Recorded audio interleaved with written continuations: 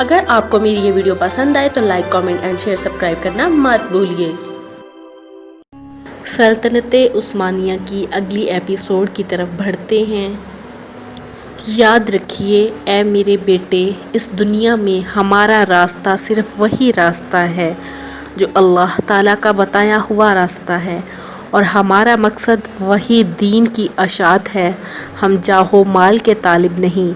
اور التاریخ العثمانی المصور میں اس وصیت کی ایک اور عبارت بھی منقول ہے۔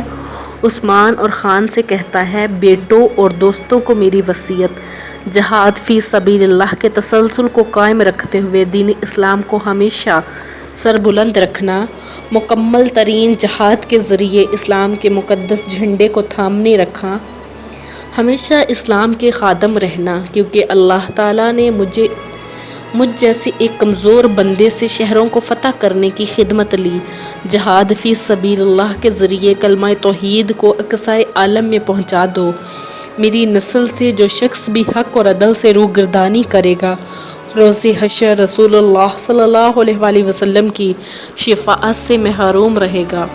اے میرے بیٹے، دنیا میں ایک انسان بھی ایسا نہیں جو اپنا سر موت کے سامنے خم نہیں کرے گا۔ مجھے پیغام اجل آ پہنچا ہے، یہ سلطنت میں تیرے حوالے کرتا ہوں اور تجھے اپنے مولا کو سونپتا ہوں۔ اپنے تمام کاموں میں عدل کرنا۔ یہ وصیت ایک ضابطہ تھی جس پر بعد میں عثمانی عمل پیرا رہے۔ انہوں نے علم اور تعلیمی اداروں، لشکر اور عسکری اداروں، علماء اور ان کے احترام اور جہاد فی سبیل اللہ کا اہتمام کیا، جس کی بدولت وہ ارجائے عالم میں جا پہنچے اور اسلامی تہذیب و تمدن کو ان دور دراز علاقوں تک پہنچایا جہاں تک اسلامی جھنڈا پہنچا۔ یہ وہ زندہ جاوید وصیت ہے جس پر عثمانی حکمران اپنے دور عروج پر عمل پیرا رہے۔ اس دور میں جبکہ انہیں مجدد بزرگی اور عزت و غلبہ حاصل تھا، عثمان اول جب دولت عثمانیہ کو چھوڑ کر واصل بحق ہوئے تو اس کا رقبہ 16,000 مربع کلومیٹر تھا۔ وہ اپنی نوزائیدہ مملکت کے لیے بحر مرمرہ تک راستہ بنانے میں کامیاب ہوئے، اور اس دور کے دو اہم شہراز نیک اور بورسا جو بیزنطی سلطنت میں بڑی اہمیت کے حامل سمجھے جاتے تھے، سلطان اور خان بن عثمان 726 ہجری تا 761 مطابق 1327 عیسوی تا 1360 عیسوی۔ عثمان کی وفات کے بعد اس کا بیٹا اور خان تخت نشین ہوا اور حکومت اور فتوحات میں اپنے والد ہی کی پالیسی کو اختیار کیا۔ 727 مطابق 1327 میں اس کے ہاتھوں نیکومید یا فتح ہوا۔ یہ استنبول کے قریب ایشیا کو چک کے شمال مغرب میں واقع ایک شہر ہے جس کا موجودہ نام ازمیت ہے، اور خان نے یہاں پہلی عثمانی یونیورسٹی قائم کی اور واؤد کیسرا کو اس کا پرنسپل مقرر کیا، جو عثمانی علماء میں بڑی شہرت رکھتے تھے، اور انہوں نے مصر سے علوم کی تحصیل کی تھی۔ اور خان نے اپنے دور کے تقاضوں کے مطابق ایک لشکر بھی تشکیل دیا اور اسے مستقل لشکر کی حیثیت دی۔ سلطان اور خان رسول صلی اللہ علیہ وآلہ وسلم کی اس بشارت کو پورا کرنا چاہتے تھے جو آپ صلی اللہ علیہ وآلہ وسلم نے فتح قسطنطینیہ کے بارے میں دی تھی۔ انہوں نے ایک نہایت ہی اہم حکمت عملی ترتیب دی جس کے مطابق بیزنطی دارالحکومت کا یکبارگی مشرق و مغرب دونوں سے محاصرہ کرنا تھا۔ اس منصوبے کو عملی جامہ پہنانے کے لیے اور خان نے اپنے بیٹے اور ولی عہد سلیمان کو بھیجا۔ وہ تنگنائے درد نیل کو عبور کر کے بعض مغربی گوشوں میں موجود مقامات پر قبضہ کر لے۔ 758 ہجری میں سلیمان نے رات کے اندھیرے میں 40 مسلمان گھوڑ سواروں کے ساتھ اس تنگ نائے کو عبور کیا۔ مغربی کنارے پر پہنچ کر لنگر انداز رومی کشتیوں پر قبضہ کر لیا اور انہیں مشرقی کنارے پر لے آیا۔ وجہ یہ تھی کہ عثمانیوں کے پاس اس دور میں بحری بیڑا نہیں تھا، کیونکہ ان کی سلطنت ابھی تک اپنے ابتدائی مراحل میں تھی۔ مشرقی کنارے پر پہنچ کر سلیمان نے اپنی فوجوں کو حکم دیا کہ وہ ان کشتیوں میں سوار ہو کر یورپی ساحل پر پہنچ جائیں۔ سو ایسا ہی ہوا۔ مسلمانوں نے یورپی ساحل پر پہنچ کر قلعہ ترنڈب کی بندرگاہ غالیبیو، جس میں قلعہ جناکلہ ابسالہ اور رودستو واقعہ تھے قبضہ کر لیا۔ یہ تمام شہر اور قلعے تنگنائے درد نیل پر واقع تھے اور جنوب سے شمال کی طرف دور تک پھیلے ہوئے تھے۔ اس طرح سلطان نے ایک بہت ہی بڑا اقدام کیا جس سے ہر اس شخص کو فائدہ پہنچا جس نے فتح قسطنطنیہ کے لیے کوشش کی۔ جدید لشکر کی تاسیس سلطان اور خان کی زندگی کا ایک اہم کارنامہ اسلامی لشکر کی تاسیس اور اسے ایک خاص فوجی نظام کا پابند بنانے کے لیے منصوبہ بندی کرنا۔ یہ لشکر کئی یونٹوں میں منقسم تھا۔ ہر یونٹ میں 10، 100 یا 1000 سپاہی تھے۔ مال غنیمت کا خمس 5واں حصہ اس لشکر پر خرچ ہوتا تھا۔ یہ ایک باقاعدہ فوج تھی۔ اس سے پہلے صرف جنگ کے وقت لوگ رضاکارانہ جمع ہوتے تھے، کسی باقاعدہ فوج کا انتظام نہیں ہوا تھا، اور خان نے اس لشکر کے لیے چھاؤنیاں بنائیں جہاں انہیں جنگ کی ٹریننگ دی جاتی تھی۔ انہوں نے ایک اور لشکر کا بھی اضافہ کیا جو انکشاریہ کے نام سے پہچانا جاتا تھا۔ اس میں ان 9 مسلم کو بھرتی کیا گیا جو سلطنت کی حدود کے وسیع ہو جانے کی وجہ سے عثمانی سلطنت کے شہری بن گئے تھے، اور غیر مسلم اسلام دشمن طاقتوں کے ساتھ جنگ میں مسلمانوں کی کامیابیوں اور مفتوحہ علاقوں میں بسنے والے لوگوں کی ایک بہت بڑی تعداد کے اسلام میں داخل ہو جانے کی بدولت کافی تعداد میں اسلامی قلم رو میں آباد تھے، اور خان نے انہیں مسلم سپاہ میں شمولیت کی دعوت دی اور اسلام کی اشاعت کے سلسلے میں ان کی خدمات حاصل کی۔ اسلام قبول کرنے کے بعد ان 9 مسلموں کو دینی تعلیم دی جاتی تھی، اور جب ان کی فکری اور حربی تعلیم و تربیت مکمل ہو جاتی تو انہیں مختلف جہادی مراکز میں بھیج دیا جاتا۔ علماء اور فقہاء نے اپنے سلطان اور خان سے مل کر یہ کوشش کی کہ ان کے دل میں جذبہ جہاد، حفاظت دین اور فتوحات کا شوق اور شہادت فی سبیل اللہ کی محبت پیدا کی جائے۔ اس لیے جب وہ کسی میدان جنگ میں اترتے تو ان کا نعرہ ہوتا تھا غازی یا شہید۔ کئی متعصب تاریخ نگاروں کا خیال ہے کہ انکشاری فوج نصرانیوں کے ان بچوں سے بنائی گئی تھی جو ان کے والدین سے چھین کر جبراً مسلمان بنائے گئے تھے۔ کہتے ہیں کہ اس کے لیے باقاعدہ ایک نظام اور قانون تھا۔ ان کے خیال میں اس نظام کو دفتری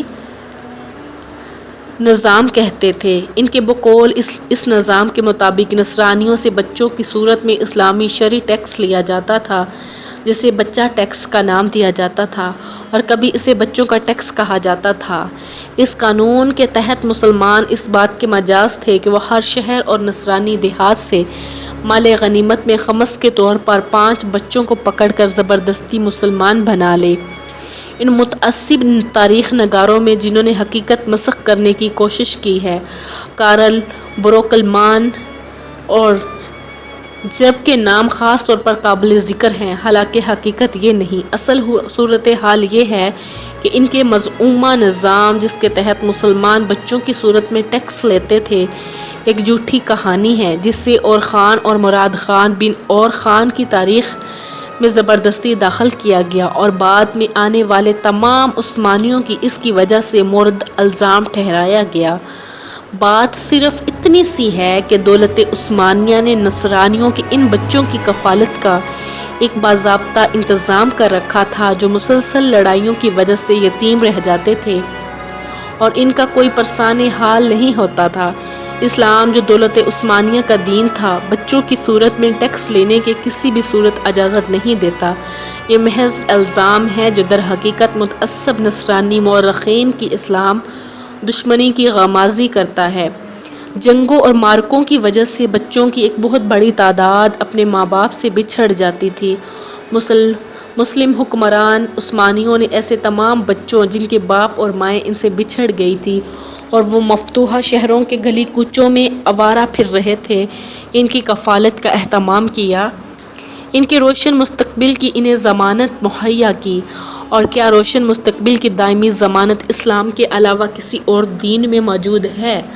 اگر مسلمان اس بات کے حریص تھے کہ آوارہ گرد شکار بچے اسلام کو اپنے گلے کا زیور بنا لیں تو صرف اس بات پر انہیں یہ جھوٹے لوگ یہ الزام دے سکتے ہیں کہ مسلمان بچوں کو ان کے ماں باپ سے زبردستی چھین کر انہیں جبراً مسلمان بنا لیتے تھے۔ افسوس تو اس بات کا ہے کہ اس کذب بیانی، الزام تراشی، سفید جھوٹ اور بہتان عظیم کی کلی کھولنے کی بجائے بعض مسلم تاریخ نگار اپنے سکولوں، کالجوں اور یونیورسٹیوں میں اس کا باقاعدہ درس دیتے ہیں اور وہ اسے اس انداز سے اپنے طلبہ کے سامنے بیان کرتے ہیں گویا یہ ایک مسلمہ حقیقت اور کھلی سچائی ہے۔ بہت سے مسلمان تاریخ نگار ایسے ہیں جنہوں نے ان متعصب مورخین کی کتب سے بہت زیادہ اثر قبول کیا ہے۔ ان میں سے بعض تو ایسے ہیں جن کی اسلام دشمنی کوئی ڈکی چھپی بات نہیں، سو یہ لوگ اس بہتان کا اپنی کتابوں میں بار بار تذکرہ کرتے ہیں۔ ان میں سے ایڈوکیٹ مورخ محمد فرید بیگ اپنی کتاب الدولة العثمانیہ میں، ڈاکٹر علی حسون اپنی کتاب تاریخ الدولة العثمانیہ، مورخ محمد علی اپنی کتاب الشام میں، ڈاکٹر عمر عبدالعزیز اپنی کتاب محاضرات فی التاریخ والشعوب الاسلامیہ میں اور ڈاکٹر عبدالکریم غریبہ اپنی کتاب العرب الاتراک میں اس کا بہتان کا بار بار اعادہ کرتے ہیں۔ حقیقت یہ ہے کہ یہ کہانی محض جھوٹ، افطرا، پردازی اور الزام ہے اور اس کی دلیل کسی مسلم کتاب میں موجود نہیں۔ صرف مستشرقین کی تحریریں اس کہانی کا ماخذ ہیں کہ مسلمان نصرانیوں سے بچوں کی صورت میں ٹیکس لیتے تھے اور ایک قانون کے تحت شہروں اور دیہاتوں سے بچوں کو ان کے والدین سے زبردستی چھینا جاتا تھا۔ ایسے متعصب مشترک علماء میں جب نصرانی مورخ سوموفیل اور بروکلمان کے نام خاص طور پر قابل ذکر ہیں۔ یہ ایسے لوگ ہیں کہ اسلامی نظریہ حیات اور تاریخ اسلام کے بارے میں، ان کے عزائم کے بارے میں ہم اطمینان کا اظہار نہیں کر سکتے۔ یہ مسلم تاریخ کو جان بوجھ کر مسخ کرنا چاہتے ہیں اور اس طرح آنے والی مسلم نسلوں کو اپنی تابناک تاریخ سے متنفر کرنا چاہتے ہیں۔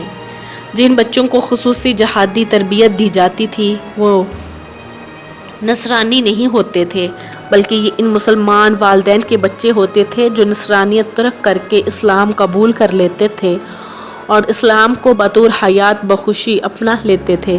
یہ لوگ بخوشی اپنے بیٹے حاکم وقت کی خدمت میں پیش کر دیتے تھے تاکہ ان کی اسلامی اصولوں پر تعلیم و تربیت ہو سکے۔ رہے باقی بچے تو ان کا تعلق ان بچوں سے ہوتا تھا جو جنگوں میں یتیم رہ جاتے تھے اور ان کا کوئی پرسان حال نہیں ہوتا تھا۔ دولت عثمانیہ ایسے بچوں کو اپنا لیتی تھی اور ان کی اسلامی اصولوں پر تربیت کرتی تھی، اور خان بن عثمان نے جو جدید لشکر تشکیل دیا در حقیقت وہ ایک ضابطہ لشکر تھا جو ہر وقت قطع نظر حالت جنگ و امن کے جنگ کے لیے تیار اپنی چھاؤنی میں موجود رہتا تھا۔ اس لشکر میں شاہی خاندان کے افراد کے علاوہ اس گروہ کے مجاہدین جو ہر وقت جہاد کی دعوت دینے والے کی آواز پر لبیک کہنے کے لیے تیار رہتے تھے، اور امراء روم اور ان کے لشکری جن کے دل میں اسلام کا نور سمایا ہوا تھا اور وہ بہت اچھے مسلمان تھے، سب لوگ شامل تھے۔ اور خان جو ہی اس لشکر کی تنظیم سے فارغ ہوا تو فوراً ایک عالم دین جو نہایت پارسا، صاحب یقین، تقویٰ تھے کہ خدمت میں حاضر ہوئے اور ان سے دعائے خیر کی درخواست کی۔ یہ عالم ربانی الحجاج بکتاش تھے۔ یہ عالم دین بادشاہ سے مل کر بہت خوش ہوئے، ایک سپاہی کے سر پر ہاتھ رکھ کر دعا دی کہ اے اللہ تعالیٰ انہیں سرخروہ کرے، ان کی تلواروں میں تیزی اور کاٹ پیدا کرے اور انہیں ہر اس مارکے میں فتح سے ہمکنار کرے جس میں وہ اللہ کی خوشنودی کے لیے اتریں۔ پھر وہ عالم دین اور خان کی طرف متوجہ ہوئے اور پوچھا، آپ نے اس لشکر کا کوئی نام بھی رکھا ہے کہ نہیں؟ بادشاہ نے عرض کیا، حضور اس کا میں نے کوئی نام تجویز نہیں کیا۔ انہوں نے فرمایا، اس کا نام ینگچری ہے، جس کا مطلب ہے نیا لشکر۔ اس نئے لشکر کا جھنڈا سرخ رنگ کے کپڑے کا تھا جس پر ہلال بنا ہوا تھا۔ ہلال کے نیچے تلوار کی تصویر تھی جس کو یمن و برکت کے لیے ذوالفقار کا نام دیتے تھے۔ ذوالفقار حضرت امام علی رضی اللہ تعالیٰ عنہ کی تلوار کا نام تھا، اور خان کے بھائی علال الدین صاحب فکر مند آدمی تھے، علم شریعت کا صحیح فہم رکھتے تھے اور زہد اور تصوف میں مشہور تھے۔ جب بےعزتیوں کے ساتھ مقابلوں کا سلسلہ دراز ہو گیا اور جہادی ذمہ داریاں بڑھ گئی تو اس نے لشکر میں بھی اضافہ کر دیا۔ سلطان نے ترک اور بےعزتی جوانوں کا انتخاب کیا جو مسلمان ہو چکے تھے اور ان کا کردار اچھا تھا، اور انہیں نئے لشکر میں بھرتی کر دیا۔ پھر ان کی اسلامی اصولوں پر جہادی تربیت کی اور یوں نئے لشکر کی تعداد بڑھ کر کئی ہزار مجاہدین تک پہنچ گئی، اور خان اور علال الدین اس بات پر متفق تھے کہ نئی لشکر کی تشکیل کا مقصد اور ہدف بے عزتیوں کے خلاف سلسلہ جہاد کو قائم رکھنا اور اسلام کی نشر و اشاعت کے لیے ان کے علاقوں کو زیادہ سے زیادہ اپنی قلم روح میں شامل کرنا چاہیے، اور بے عزتیوں سے استفادہ کرنا جو ترویج اسلام کی مہم میں مسلمان ہو چکے تھے۔ نیز ان نو مسلموں کو اسلامی جہاد کی تربیت دینا اور ان کے دلوں میں اسلامی تہذیب کا شوق اور جہاد فی سبیل اللہ کا جذبہ پیدا کرنا تھا۔ الغرض سلطان اور خان نے کسی ایک بھی نصرانی بچے کو اس کے ماں باپ سے نہیں چھینا اور ایک بھی نصرانی بچے کو اسلام قبول کرنے کے لیے مجبور نہیں کیا۔ بروکلمان جب اور جینوس جو کچھ گمان کرتے تھے وہ کھلا جھوٹ ہے اور بہتان ہے۔ ہماری تاریخ کی کتابوں کو اس طرح کے بے بنیاد الزامات سے پاک ہونا چاہیے۔ علمی امانت اور اسلامی بھائی چارے کا تقاضا یہ ہے کہ ہر غیرت مند مسلمان بالخصوص علماء، تعلیم یافتہ طبقہ، مفکرین، مورخین، اساتذہ، محققین اور اخباری نمائندگان اس جھوٹ کی کلی کھولیں اور عثمانیوں پر لگائے جانے والے جھوٹ الزامات اور شبہات کا رد کریں۔ یہ ان کے ذمہ ایک قرض ہے جسے انہوں نے اتارنا ہے۔ مستشرقین نے اس کذب بیانی کا اس زور سے پروپیگنڈا کیا ہے، یہ ایک ناقابل تردید حقیقت کا روپ دھار چکی ہے جس پر گویا اختلاف مناقشے کی ضرورت نہیں، اور خان کی داخلی اور خارجہ پالیسی اور خان کے تمام غزوات رومیوں کے خلاف تھے، لیکن 736 ہجری 1336 عیسوی میں کرسی کے امیر کی وفات کا واقعہ پیش آیا۔ کرسی ان امارات میں سے ایک تھی جن کی بنیاد سلاجقہ روم کی سلطنت کے کھنڈرات پر رکھی گئی تھی۔ والد کی وفات کے بعد بھائیوں میں سلطنت کے لیے نزاع پیدا ہوا اور خان نے اس موقع سے فائدہ اٹھایا اور اس امارت پر قبضہ کر لیا۔